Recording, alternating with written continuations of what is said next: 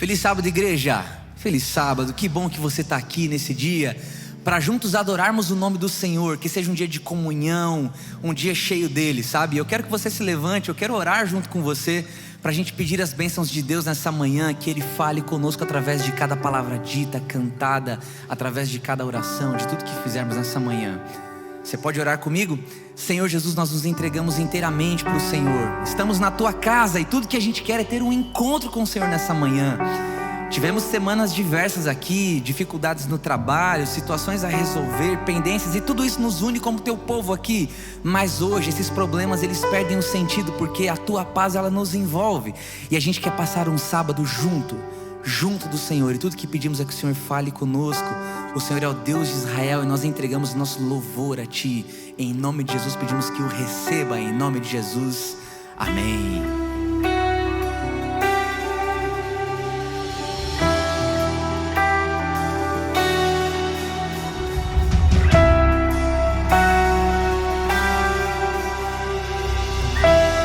Todos juntos cantam.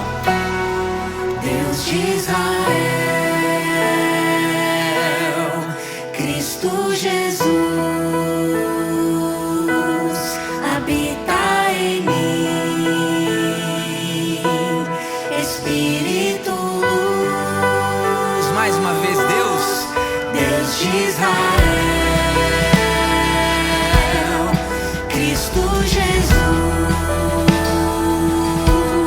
habita em mim.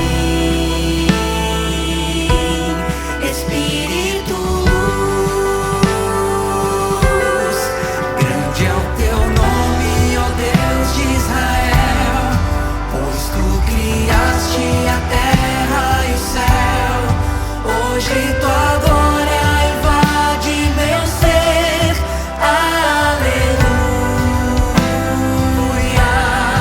aleluia,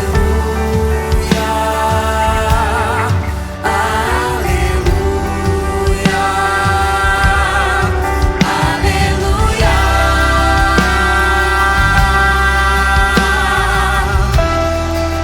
Louvado seja Deus, que você se entregue a Ele em adoração. Cante para esse Deus que está aqui para te ouvir nessa manhã. Todos juntos, Deus de Israel. Deus de Israel, Cristo Jesus, habita em mim, Espírito luz. Grande é o Teu nome, ó Deus de Israel, pois Tu criaste a terra e o céu. Hoje Tua glória invade meu ser, aleluia, aleluia,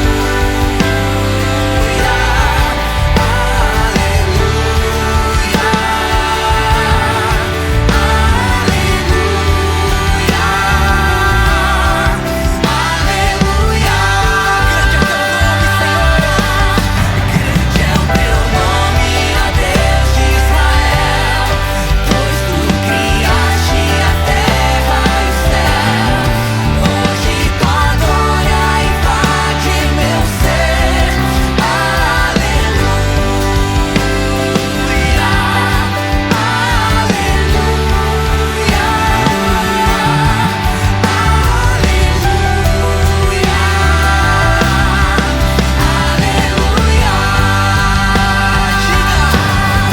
grande é o Teu nome, ó Deus de Israel, pois Tu criaste a terra e o céu. Hoje Tua glória invade meu ser, aleluia,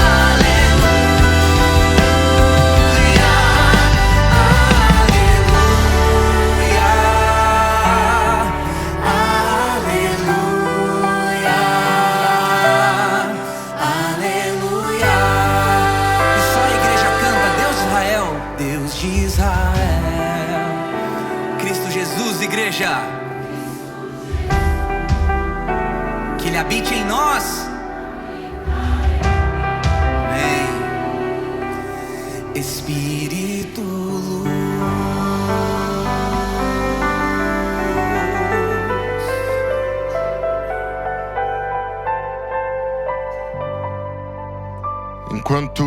Enquanto esteve nessa terra, Jesus nos fez importantes promessas.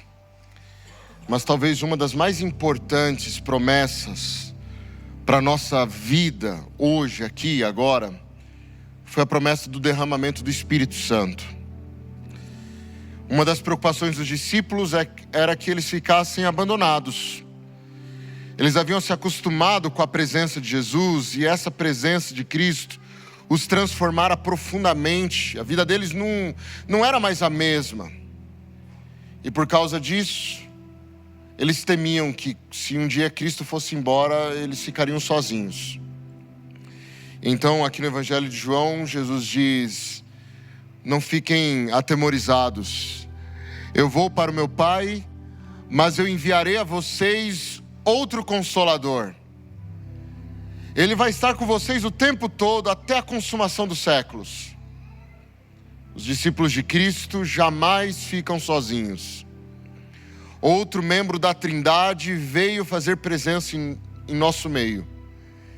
E na presença do Espírito, nós recebemos o poder que vem do céu. A ação do Espírito é a mesma ação que Cristo faria no nosso coração, caso Ele estivesse presente aqui agora, no sentido físico. O Espírito Santo é aquele por quem nós mais oramos, porque é Ele quem nos ajuda a nos manter conectados com Deus. Sabe essa luta que você está enfrentando na tua vida hoje? Sabe as batalhas, as tristezas, as ansiedades? Sabe essas lutas espirituais? O Espírito Santo de Deus está à sua disposição.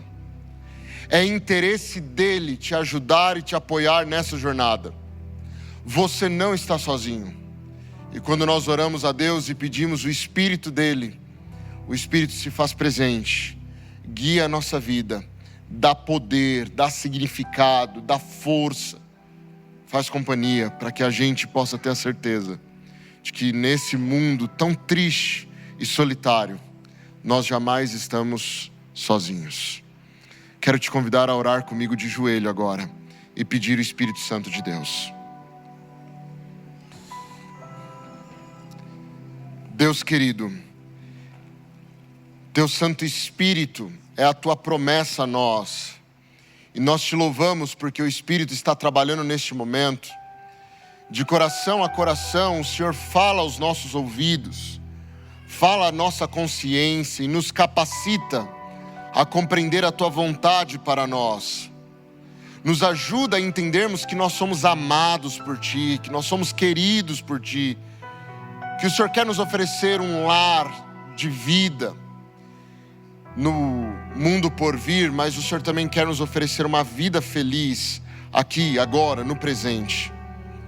Obrigado pelo Teu Santo Espírito que tem nos ajudado e nos motivado a seguir em frente.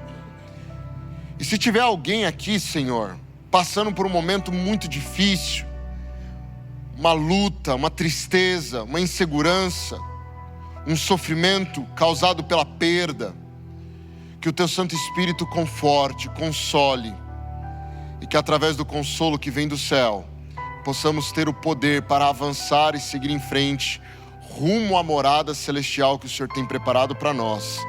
É o que nós oramos em nome de Jesus. Amém, Pai.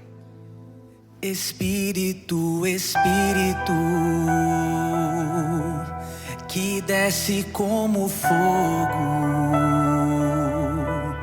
vem como em Pentecostes e enche-me de novo. Espírito, Espírito, que desce como fogo, vem como em Pentecostes e enche-me de novo.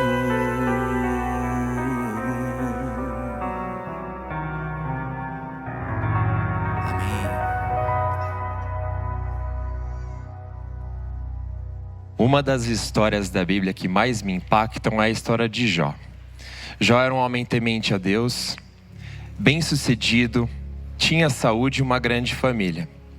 Por isso, ele teve sua fidelidade questionada diante de Deus pelo próprio Satanás. Afinal, será que a fidelidade de Jó seria mantida em situações adversas? A história nos conta que sim.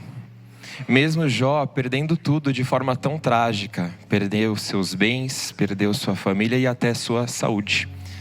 Mesmo assim, ele se manteve fiel. É claro que eu não espero que 1% do que aconteceu com Jó aconteça comigo ou com você. Mas eu espero que, independente da situação e das circunstâncias, nós tenhamos a mesma fé e a mesma certeza de que vale a pena mantermos nossa fidelidade a Deus. Em Malaquias 3:10, Deus diz o seguinte: trazei todos os dízimos à casa do tesouro, para que haja mantimento na minha casa, e provai-me nisto, diz o Senhor dos Exércitos, se eu não vos abrir as janelas do céu e não derramar sobre vós bênçãos sem medida. Você que nos assiste pela internet poderá doar pelo QR Code que aparecerá em sua tela. Temos também a nossa chave Pix, que aparece aqui pelo telão. Esse mesmo e-mail da chave Pix é o e-mail que você deverá enviar o seu comprovante para informar o quanto é dízimo e o quanto é oferta. Você também, que está aqui presente, poderá fazer a sua doação, assim como poderá participar do nosso Projeto 48, que é o nosso desafio de construir um novo templo. Para isso, pode doar também pela chave Pix. Basta informar ao final do valor o dígito 48. Qualquer valor, 48 centavos. Você também recebeu um envelope e dentro deste envelope tem um cartão. Neste cartão, você também poderá informar se há uma previsão de doação durante os próximos meses. Isso nos ajudará muito na previsão orçamentária da nossa obra. Então, por favor, não deixe de informar neste cartão e inclua esse cartão dentro do envelope e pode entregar nas salvas que os diáconos passarão neste momento.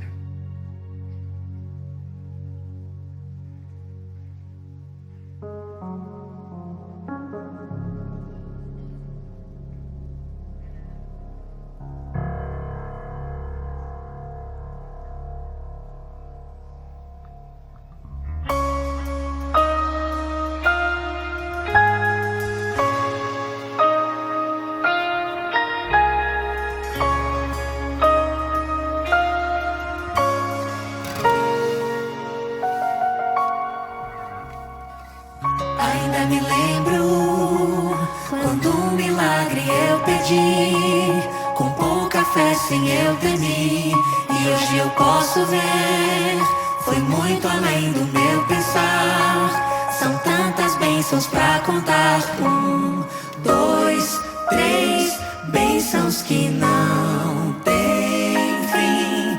Perco as contas e agradeço o que fez por mim. Deus, eu tenho tantas bênçãos, posso em minha vida enxergar.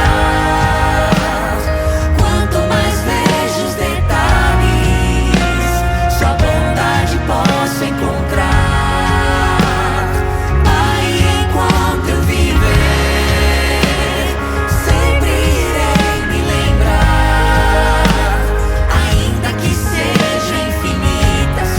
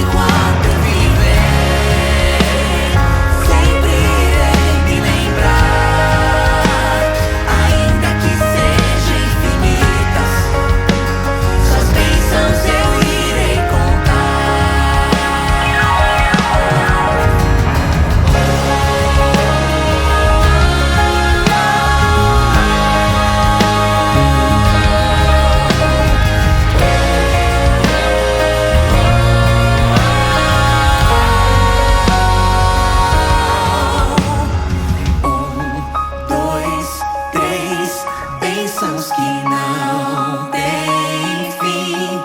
Perco as contas e agradeço o que fez por mim. Deus, eu tenho tantas bênçãos, posso em minha vida enxergar. Quanto mais vejo os detalhes, sua bondade posso encontrar. Pai, enquanto eu viver, sempre irei me lembrar. Ainda que sejam infinitas, suas bênçãos eu irei contar.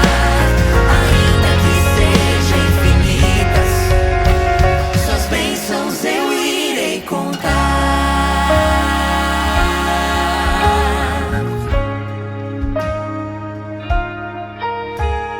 Oremos. Senhor nosso Deus, nosso Pai, te agradecemos porque até aqui o Senhor nos ajudou, até aqui o Senhor nos sustentou. Abençoa, por favor, o bom emprego desses recursos. Abençoa também a cada doador, a cada ofertante, a cada dizimista, que de forma genuína te agradece e que de forma genuína confia na tua condução, na tua proteção e na certeza de que não importa a circunstância, vale a pena ser fiel. É isso que eu te peço em teu nome e te agradeço também em nome de Jesus. Amém. A nossa força vem do Senhor, Ele é socorro bem presente na tribulação. E eu peço que você se levante para juntos celebrarmos dessa força que vem do Senhor. Nele nós temos força. Cante com tudo que você tem. Nós temos Força se estamos no Senhor, estamos no Senhor, se estamos no Senhor. Nós temos força se estamos no Senhor, estamos no Senhor, se estamos no Senhor. Só Deus é força eterna, da paz e esperança.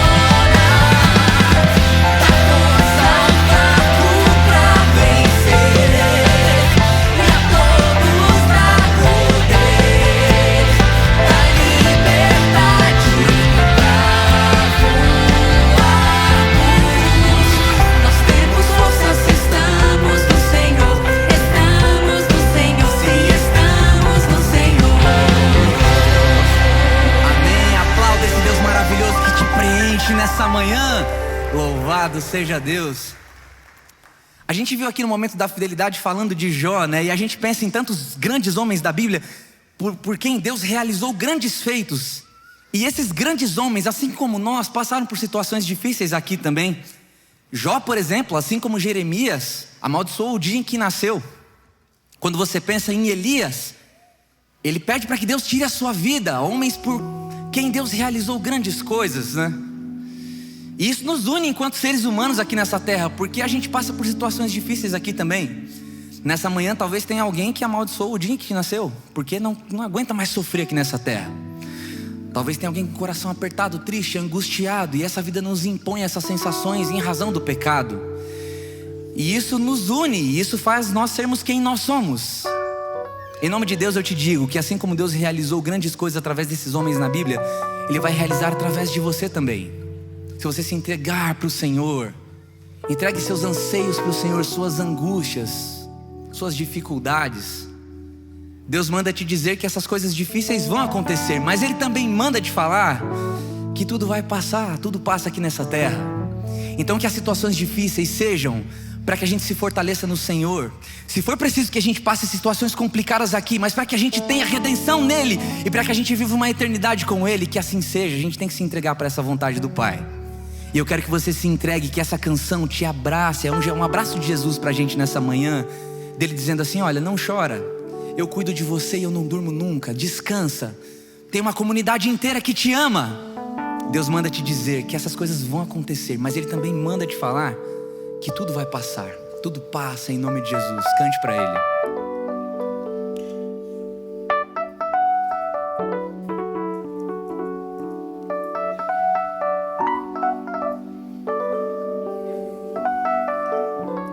Assim, ó.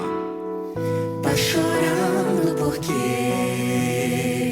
se você tem um Deus que cuida de você e jamais te esqueceu,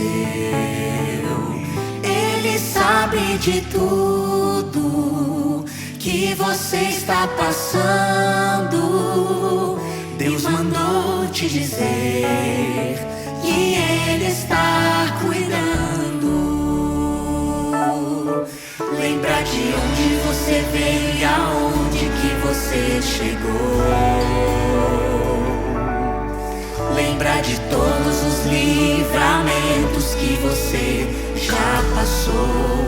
Nem era pra você tá aqui, mas Deus falou assim: esse aí vou levantar. E onde colocar a mão eu vou abençoar. Não chore, não chore. Quem cuida de você não dorme. Levanta, tem muita gente que te ama. Deus mandou te dizer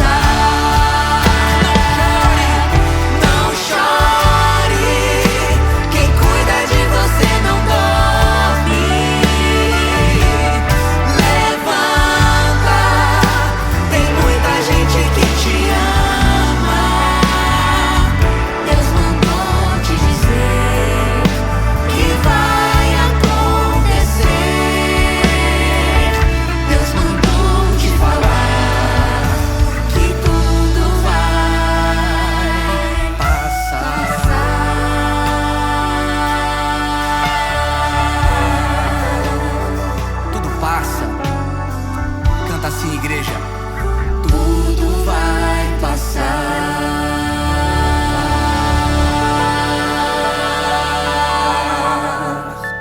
Amém. Pode aplaudir esse Deus maravilhoso que tem essa promessa maravilhosa e cumpre todos os dias. E eu quero engrandecer o nome do Senhor cantando junto com você essa canção assim.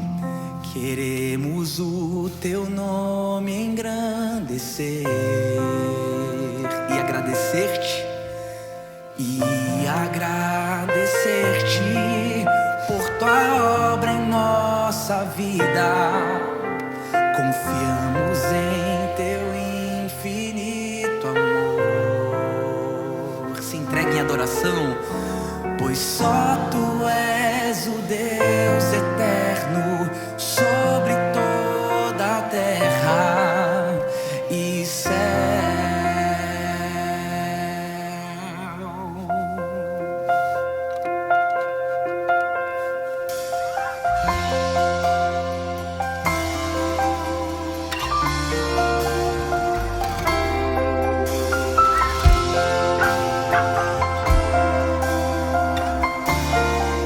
E as mulheres começam cantando. Grande é o Senhor e muito digno de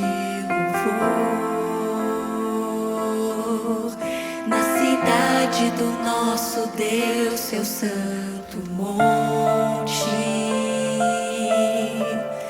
Alegria de toda a terra. Amém. Louvado seja Deus. Todos juntos, grande. Grande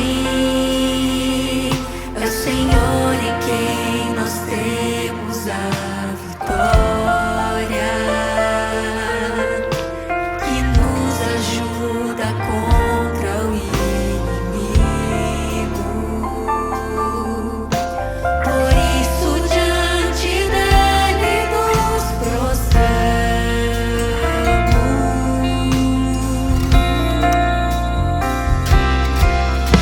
Queremos o teu nome engrandecer e agradecer-te por tua obra em nossa vida. Confiamos em teu infinito amor, pois só tu és o Deus eterno sobre toda a terra e céus.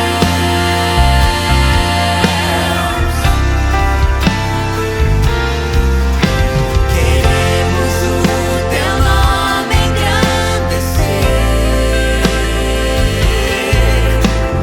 e agradecer-te por tua obra em nossa vida. Confiamos em teu infinito amor, pois só tu és o Deus eterno sobre toda a terra. Pois só tu és o Deus eterno sobre toda a terra. Pois só tu és o Deus eterno sobre toda a terra. Pois só tu és o Deus eterno sobre toda a terra e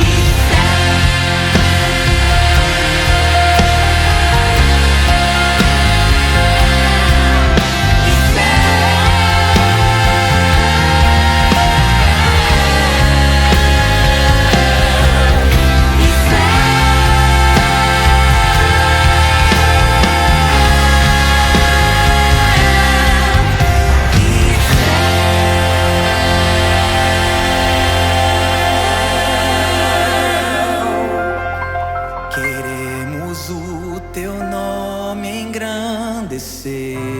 Esse momento só faz sentido se você adora.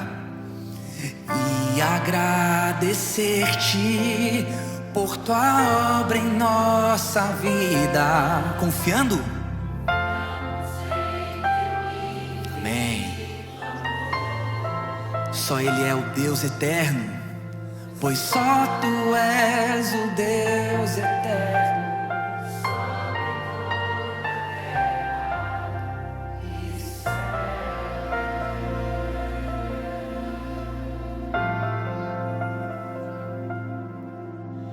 Querido Deus, somente na Tua presença nós nos encontramos com a nossa verdadeira identidade. Somos Teus filhos amados, Teus filhos queridos, perdoados, resgatados, restaurados. E por causa disso queremos o Teu nome engrandecer, Te agradecer pelas lindas obras que o Senhor tem feito em nossa vida. Nesse momento em que nos reunimos em comunidade para Te adorar, o fazemos na certeza de que nós o contemplamos na beleza da Tua santidade e que ao contemplar-Te o Senhor nos transforma, nos faz um povo unido, nos faz um povo feliz, com esperança no coração, com amor e misericórdia a oferecer àqueles que estão ao nosso redor. E para completar esse momento de adoração, agora queremos estudar a Tua palavra. Fala a nós, Pai, através do Evangelho que vem da Tua palavra. É o que nós Te pedimos neste momento, em nome de Jesus. Amém, Pai.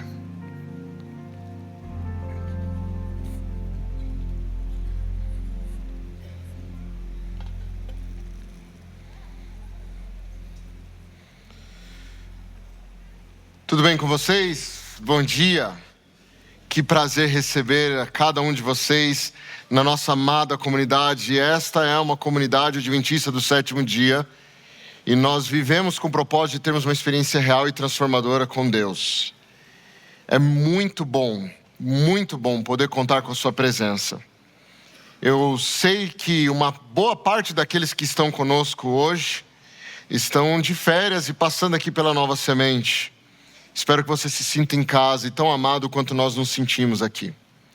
Nós estamos com um projeto e eu vou reforçar isso, porque nós estamos com um tempo apertado e nós precisamos reforçar, dar ênfase. Nosso prédio, esse local onde estamos, ele precisará ser entregue até o final desse ano, até o iniciozinho do ano que vem no máximo. É um local alugado, mas o terreno que está à frente da igreja já é nosso. Amém? Só que nós precisamos construir. E nós estamos tentando, não é? Nesse momento, nós já conseguimos arrecadar 19% da meta, da previsão que nós temos para a construção. Tá bom? E mesmo você que não faz parte da Nova Semente, que nos acompanha, quem sabe pela internet, para que você possa ter acesso aos nossos conteúdos, nós precisamos de ter um lugar para se reunir, né?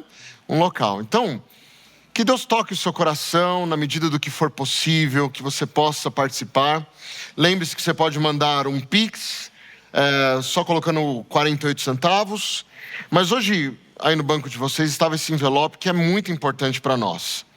Nós precisamos ter noções de como vai ser o funcionamento das finanças daqui para frente.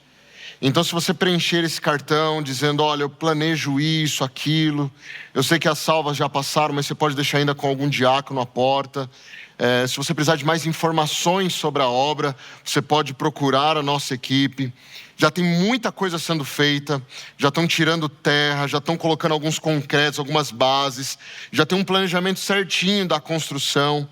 E em breve vocês vão ver ela subindo de uma vez só, assim, bem rápido, porque a gente vai fazer muita coisa com pré-moldado. Então, de uma hora para outra, de uma semana para outra, você vai ver o prédio em pé.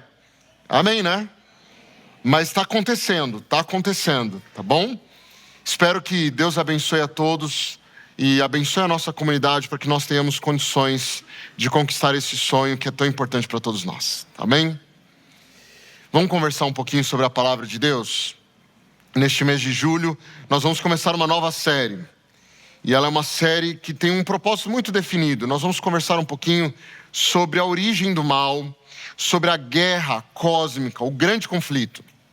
E o nome da série é Guerra e Cruz.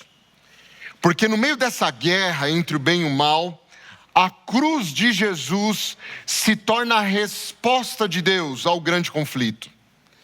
Então não dá para a gente falar sobre toda essa guerra em algum momento, não tocarmos no ponto central da ação de Deus no meio dessa guerra, que é a cruz de Jesus, a cruz de Cristo.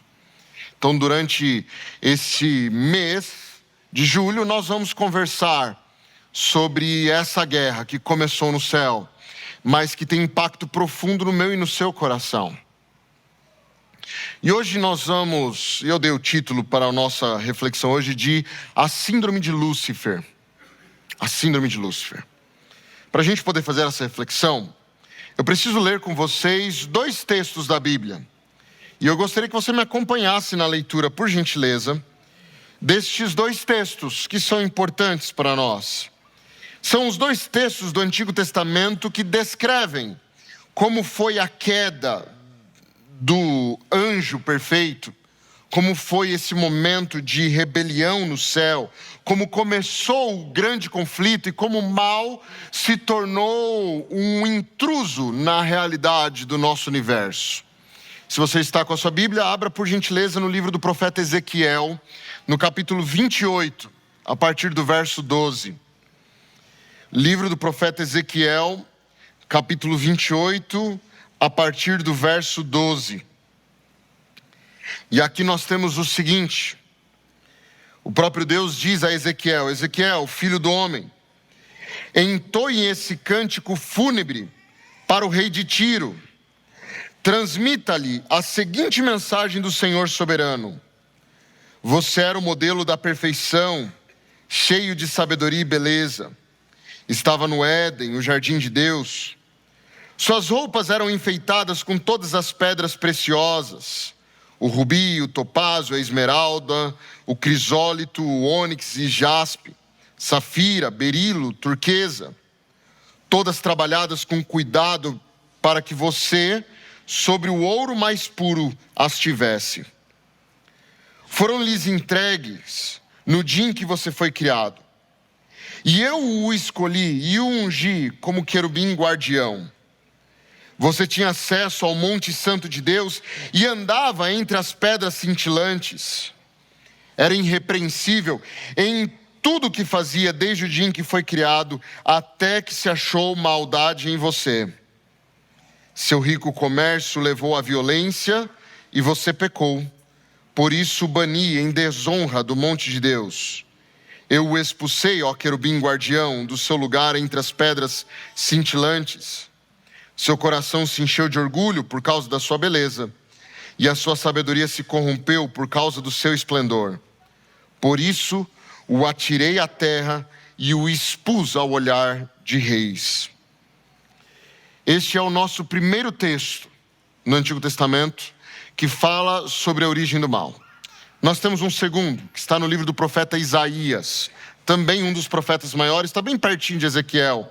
Isaías 14, verso 12 a 15.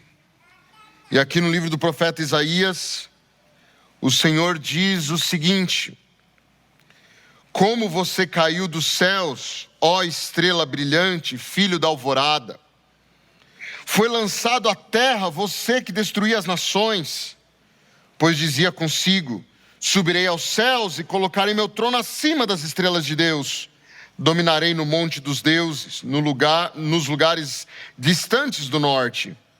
Subirei aos mais altos céus e serei semelhante ao Altíssimo. Em vez disso, será lançado no mundo dos mortos, o mais profundo dos abismos. Bem, você percebeu que nestes 2 textos que nós lemos, esses trechos que nós chamamos em teologia de perícope, elas estão no meio de uma conversa ou de uma profecia que Deus está fazendo contra 2 reis pagãos: o rei de Tiro e o rei da Babilônia.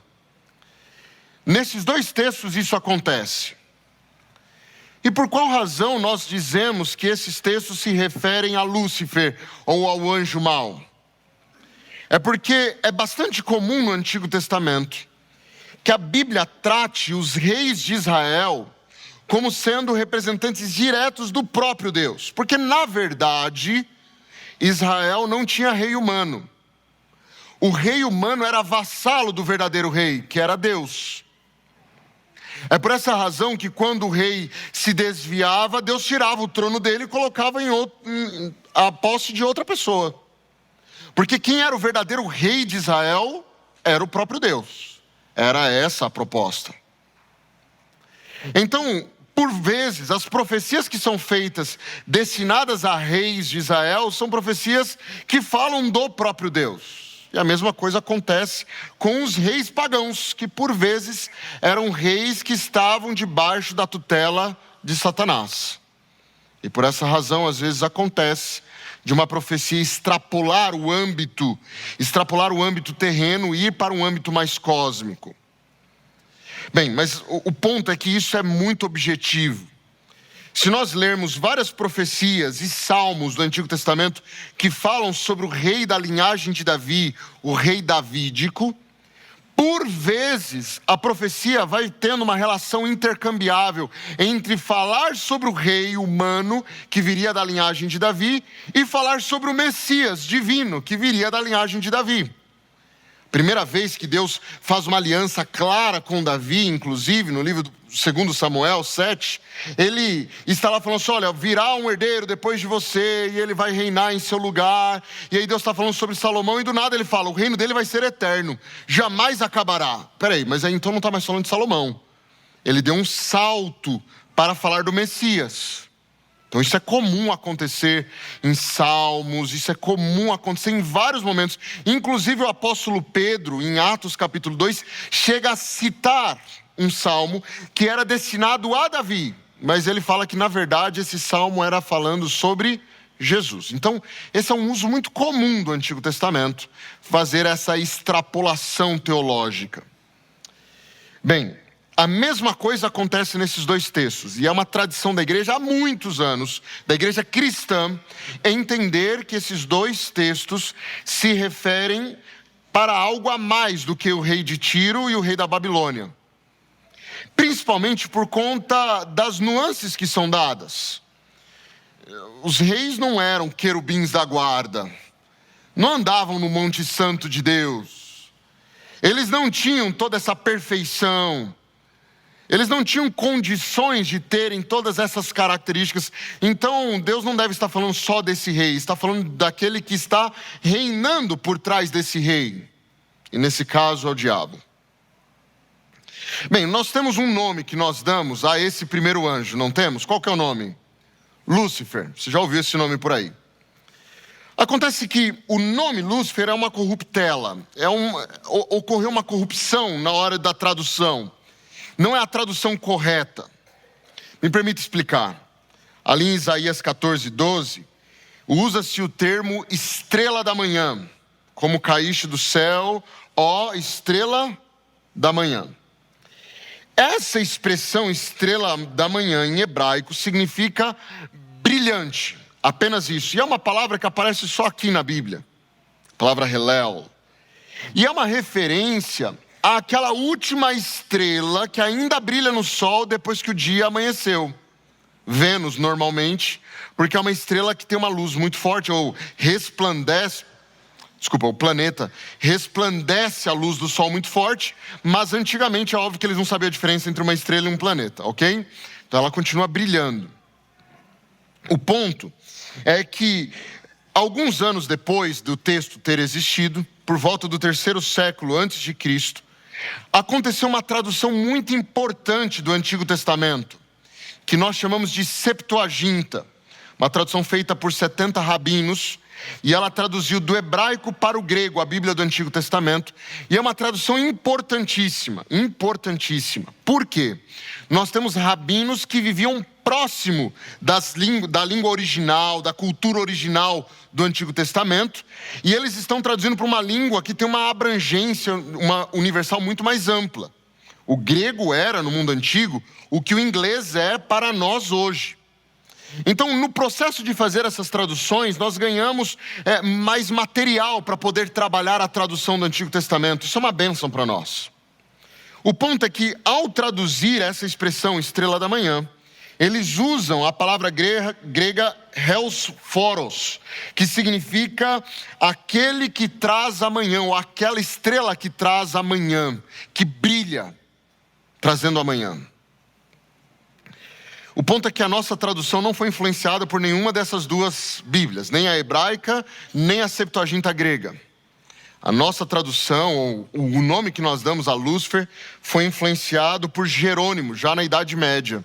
Quando ele faz a tradução que nós chamamos de Vulgata Latina. E aí, quando ele traduz para o latim, ele usa a palavra Lúcifer, que significa aquele que porta a luz. Só que na hora de traduzir, e é por isso que nós falamos que isso é uma corruptela, na hora de traduzir ele dá a essa expressão o sentido de nome próprio. Mas ela originalmente não era um nome próprio. Essa expressão, ela foi usada inclusive várias vezes para Jesus, para significar que Jesus brilhava, e dando a ideia de que antes do pecado, a luz que Lúcifer brilhava era uma luz divina, a mesma que nós vemos em Cristo. Mas hoje, é óbvio que você não vai colocar o nome do teu filho de Lúcifer, né? Apesar de ter um significado bonito, significar portador de luz, nós não colocamos esse nome nos nossos filhos mais. Seja como for, entender a origem do nome dele é importante para nós, porque nos mostra que é possível um portador de luz se tornar trevas. É possível um ser perfeito se tornar um ser tão mau. É possível. Isso muda tudo para nós. A Bíblia apresenta esse ser como sendo um querubim da guarda. E na Bíblia a expressão querubim aparece algumas vezes. Algumas vezes. E sempre que querubim aparece, ele aparece fazendo uma ação muito próxima do trono de Deus, ou guardando algo muito importante para Deus. Gênesis 3, aparece um querubim para proteger a árvore da vida, para que o ser humano pecador não comesse a árvore da vida e vivesse para sempre pecando. Então é colocado um querubim com uma espada flamejante na porta do jardim do Éden. No livro do Êxodo, os querubins estavam em cima da arca da aliança, como guardiões da presença de Deus, que era a Shekinah, aquela luz que brilhava em cima da tampa da arca da aliança. E nas cortinas do santuário ao redor, todas tinham estampadas várias imagens de querubins, dando o símbolo dos guardiões da presença de Deus. No livro do profeta Ezequiel, os querubins aparecem em abundância, e eles sempre aparecem conectados ao trono, próximos ao trono, servindo coladinhos ao trono de Deus. E lá no livro do Apocalipse, fazendo um paralelo muito óbvio com Ezequiel, aparecem 4 seres viventes que têm as mesmas características dos querubins de Ezequiel. E onde eles estão? Próximos ao trono de Deus. O que nos leva a entender que esse portador de luz não era um qualquer no universo. Ele servia ao lado do trono de Deus. Ele estava lá presente.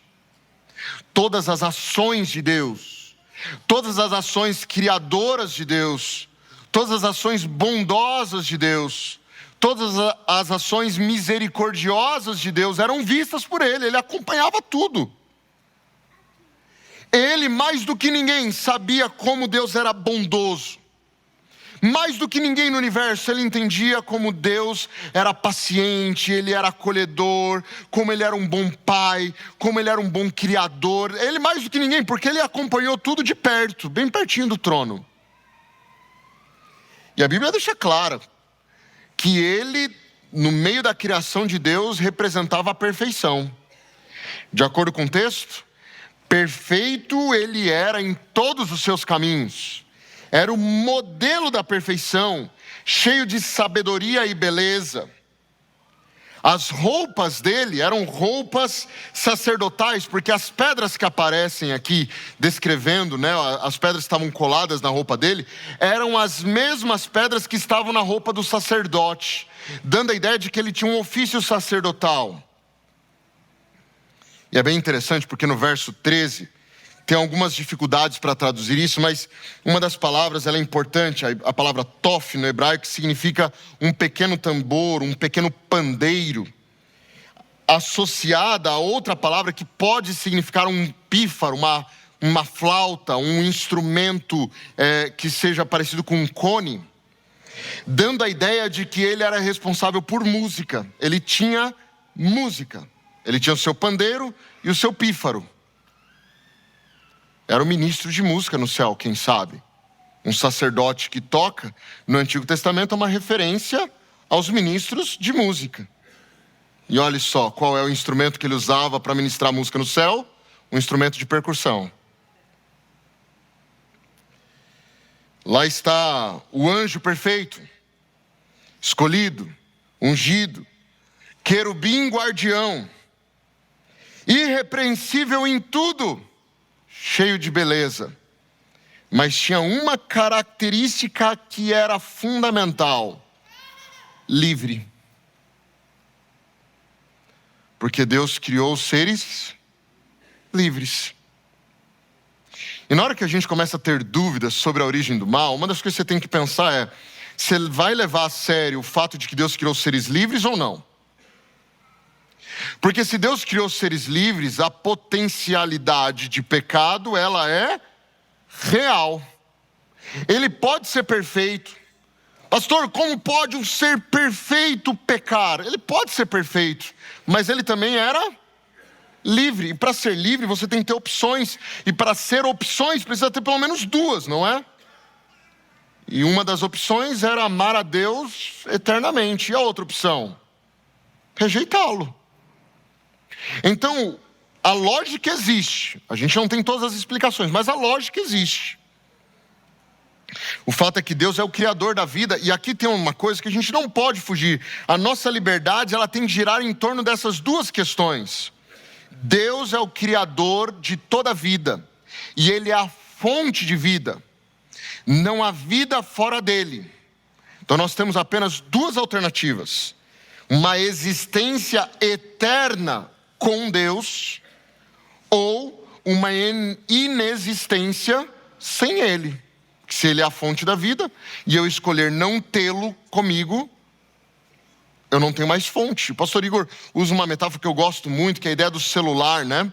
Nós temos uma bateria residual, depois você tira o cabo da tomada, mas ela é residual, ela não dura para sempre. Em algum momento ela acaba. E quando a bateria acaba, o celular morre, né? A gente às vezes morreu, só morre. Então nós temos uma vida residual do ato de termos sido criados por Deus, mas você sabe que ela tem tempo contado, né? Vai chegando perto das 8, 9 ou 10 décadas, essa vida residual, ela diminui até a morte. Então sem Deus não dá para existir eternamente. Essa terceira opção, que é a existência eterna sem Deus, ela não é lógica, ela não é possível. Por conta da natureza de quem Deus é. E por essa razão, a nossa liberdade é para escolher uma das duas opções: a vida eterna com Deus ou a inexistência sem Ele. Uma das duas opções. Mas por que, pastor? Só essas duas opções? Porque em primeiro lugar, Deus tem direito sobre sua criação. E nada pode esconder-se do seu juízo, da sua natureza, de quem Ele é.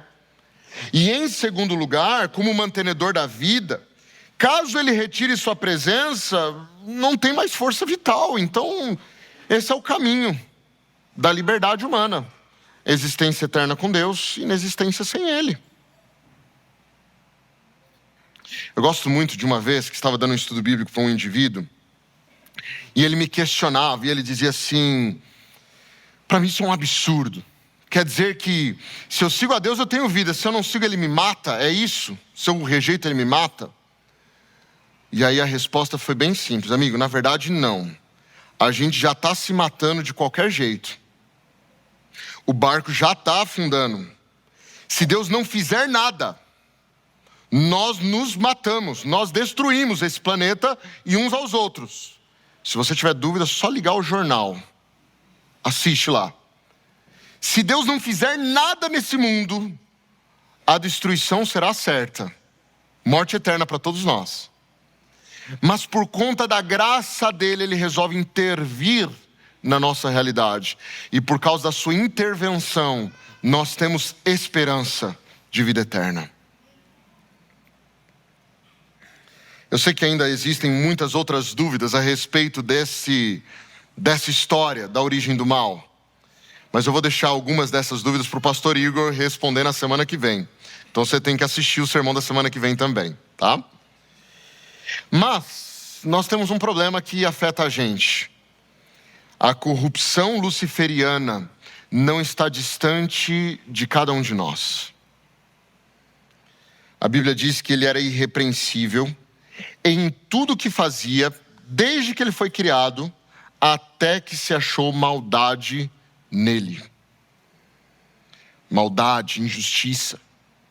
E a Bíblia usa um termo que é de difícil tradução, que só aparece no livro do profeta Ezequiel, que aqui é traduzido por comércio, mas que dá a ideia de alguém que está tentando vender coisas. Provavelmente vender uma ideia. Então ele multiplicou seu comércio, sua tentativa de vender essa ideia. E ele passava de anjo em anjo e falava assim: escuta, será que Deus é tudo isso que ele diz ser mesmo? Será que dá para confiar nele? Escuta, eu não sei você, mas ele diz que só ele pode ser adorado. Por que eu não outro? E ele vai tentando colocar dúvidas na cabeça das pessoas. E é aí que nasce uma das coisas mais destruidoras de relacionamento no mundo: a fofoca. Porque enquanto ele estava lá tentando destruir a Deus, Deus estava do lado de cá tentando resgatá-lo.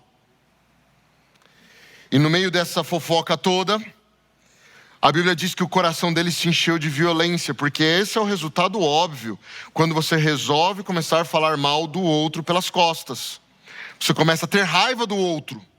E ao ter raiva do outro, o seu coração se enche de violência. O coração dele se encheu de violência e ele pecou.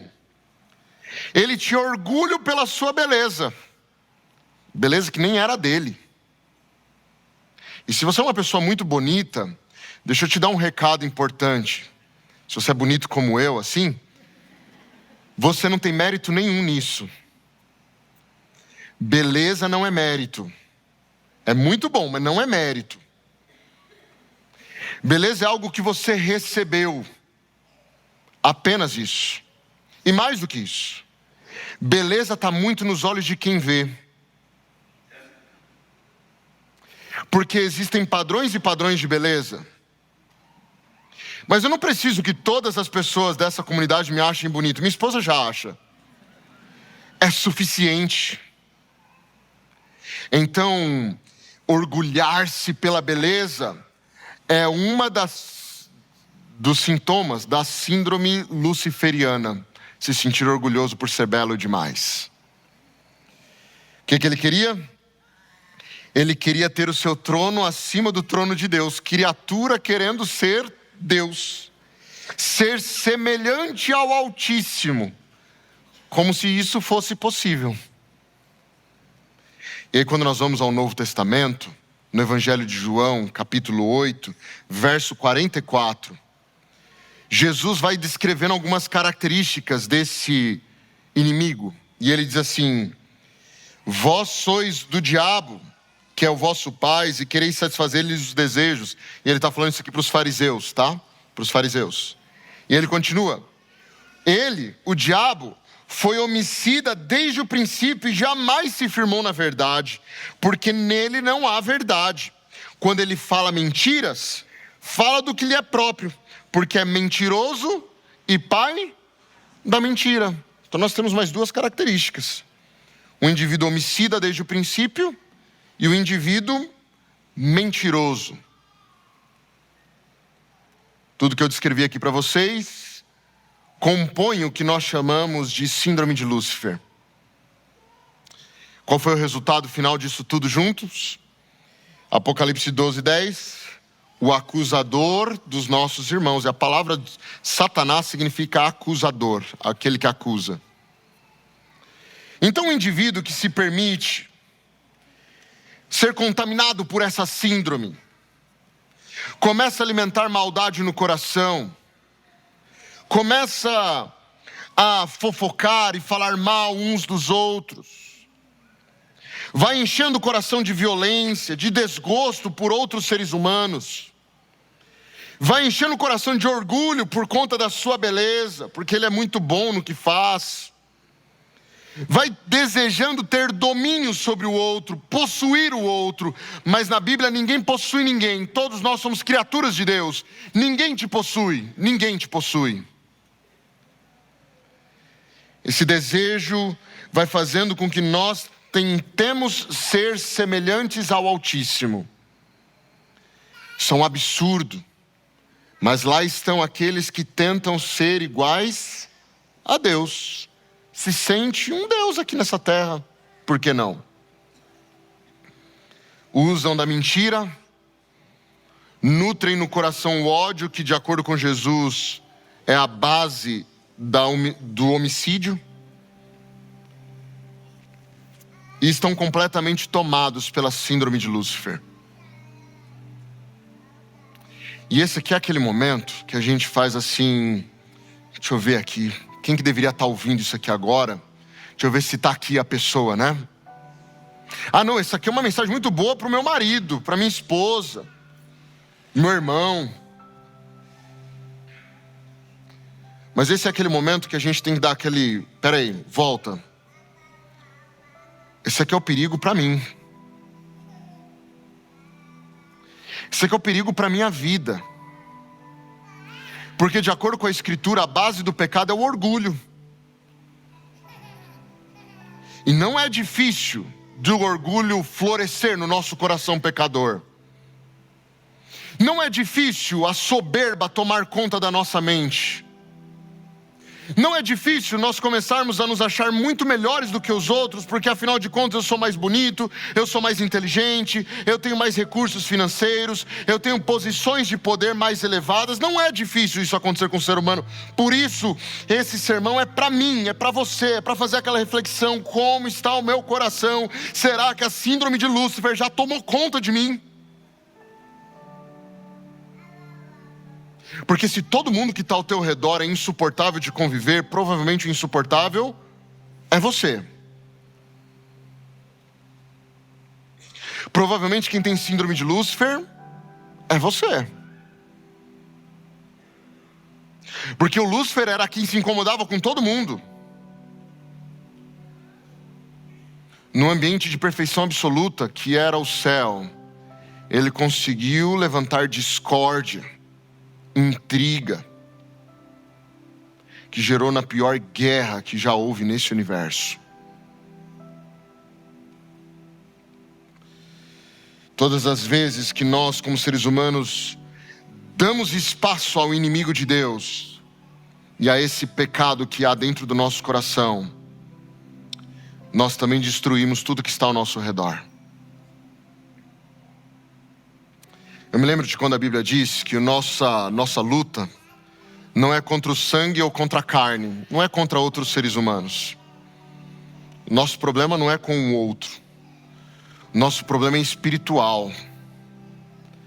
É contra os seres espirituais que atuam e que não precisam atuar destruindo a sua vida. Eles só precisam fazer com que você siga o seu próprio coração. Porque de acordo com a Bíblia, todos os corações humanos estão corrompidos pelo pecado. E de acordo com Jeremias, é extremamente inculto, é loucura confiar no coração. Porque ao confiar no coração nós somos enganados. O pecado está aqui dentro. E esse conflito que começou no céu, que é macro e universal, se torna micro e pessoal. É o conflito que eu e você enfrentamos. Não só nós enfrentamos, até grandes referências da Bíblia enfrentaram. Eu quero te convidar a abrir a sua Bíblia num último texto, aqui em Romanos 7, onde Paulo está falando desse conflito que havia dentro dele, dessa guerra que havia dentro do coração dele. E ele está falando sobre a lei de Deus e que a lei é importante, ela é boa. E em Romanos 7, verso 14, Paulo começa a dizer assim: Romanos 7,14. O problema não está na lei, porque a lei é espiritual e boa. O problema está em mim, pois sou humano e escravo do pecado. Não entendo a mim mesmo, pois quero fazer o que é certo, mas não o faço. Em vez disso, faço aquilo que eu odeio. Mas se eu sei o que eu faço é errado, isso mostra que eu concordo com a lei que é boa. Portanto, não sou eu quem faz o que é errado, mas o pecado que habita em mim. E eu sei que em mim, isso é, em minha natureza humana, não há nada de bom, pois quero fazer o que é certo, mas não consigo. Quero fazer o bem, mas não faço. Não quero fazer o que é errado, mas ainda assim o faço. Então, se eu faço o que eu não quero, na verdade não sou eu quem faz, mas o pecado que está habitando em mim. Assim, descobri essa lei em minha vida. Quando quero fazer o que é certo, percebo que o mal está sempre presente em mim. Eu amo a lei de Deus de todo o coração, verso 22. Contudo, tem uma outra lei dentro de mim que está em guerra com a minha mente e me torna escravo do pecado que permanece dentro de mim. E aí então ele dá um grito de desespero. Que miserável homem que eu sou! Quem vai me libertar desse corpo mortal que é dominado pelo pecado? Esse é o grito dele. Parece que eu estou lendo a minha realidade no meu dia a dia. Gente, não sei vocês, mas parece que é isso. Parece que eu estou lembrando dos momentos que eu estou assim, Senhor, eu não deveria pensar isso, eu não deveria fazer isso, eu não deveria falar isso, eu não deveria me comportar assim, mas o meu corpo parece ter um poder que vai às vezes além das minhas forças. Rola uma guerra aqui dentro. Rola no teu também? Rola no seu? É uma guerra. Mas sabe que essa guerra é boa? Porque ela só existe porque você já tem conhecimento da lei de Deus e sabe o que era certo. Ela só existe porque você nasceu de novo e o Senhor colocou no teu coração uma natureza espiritual que começa a entrar em guerra com a sua natureza carnal, humana, pecadora.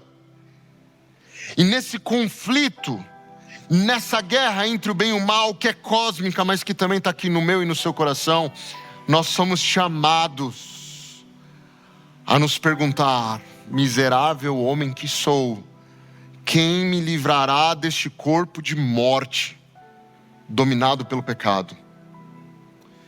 E a resposta é, verso 25, graças a Deus, a resposta está em Jesus Cristo, nosso Senhor. Na mente, eu quero de fato obedecer à lei de Deus, mas por causa da minha natureza humana, eu também sou escravo do pecado. Mas isso não vai durar muito tempo, não. Em breve Jesus voltará e não haverá mais guerra, mas até lá, sabe o que nós fazemos?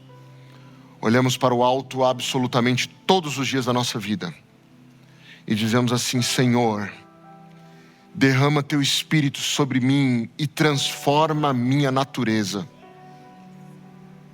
Me faça nascer de novo hoje, para que eu não viva mais de acordo com os frutos da carne, mas sim a partir do fruto do Espírito, que é amor, bondade, misericórdia, mansidão, domínio próprio, paciência.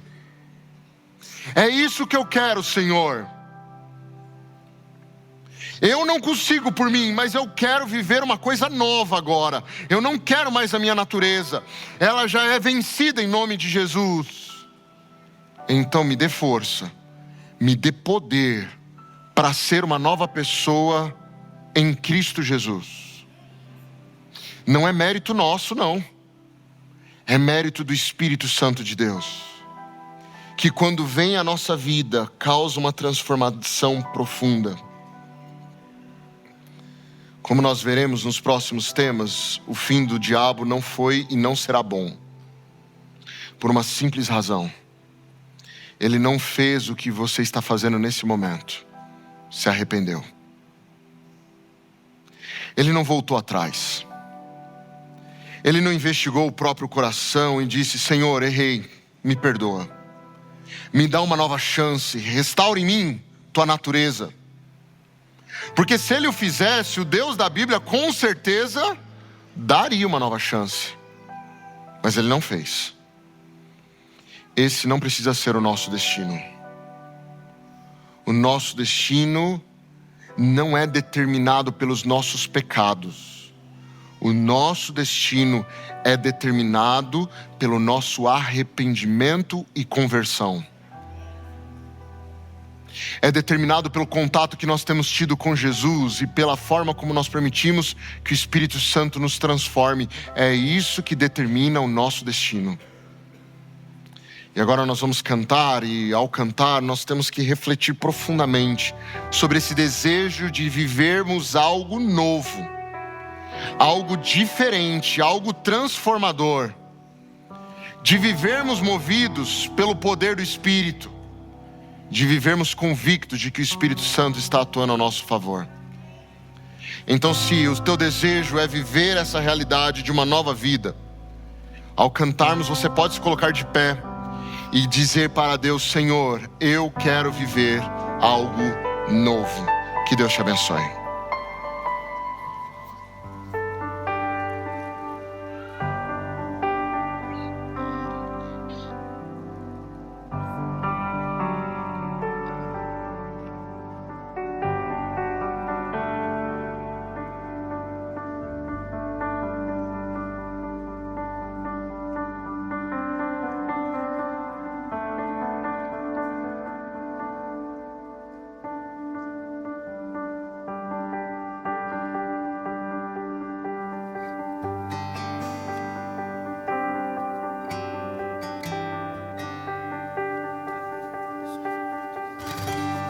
Vem me visitar hoje aqui.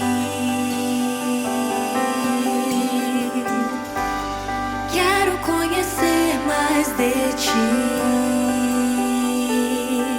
Espírito vem, Espírito vem, Espírito Santo. Espírito vem, Espírito vem, Espírito Santo. E a igreja canta assim: Eu quero viver algo novo. Faz meu coração arder de novo, fazendo todo medo desaparecer, trazendo sobre mim um novo amanhecer. Eu quero viver algo novo. Vem me visitar. Vem me visitar hoje aqui.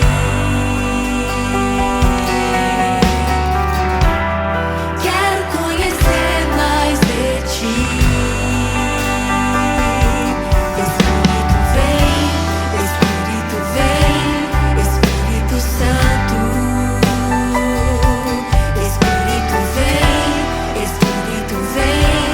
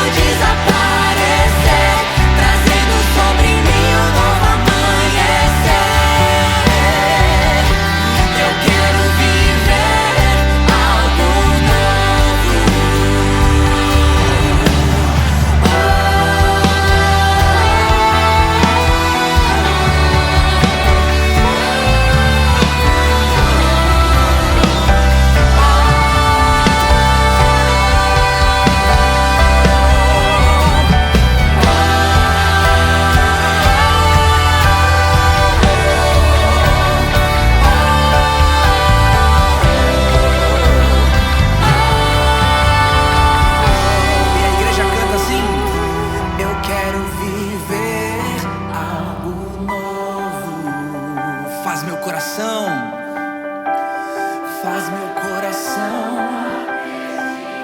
Amém. Todos juntos. Fazendo todo medo desaparecer, trazendo sobre mim um novo amanhecer. Eu quero viver algo novo. Eu quero viver algo novo. Faz meu coração arder de novo, fazendo todo medo desaparecer, trazendo sobre mim um novo amanhecer. Eu quero viver algo novo.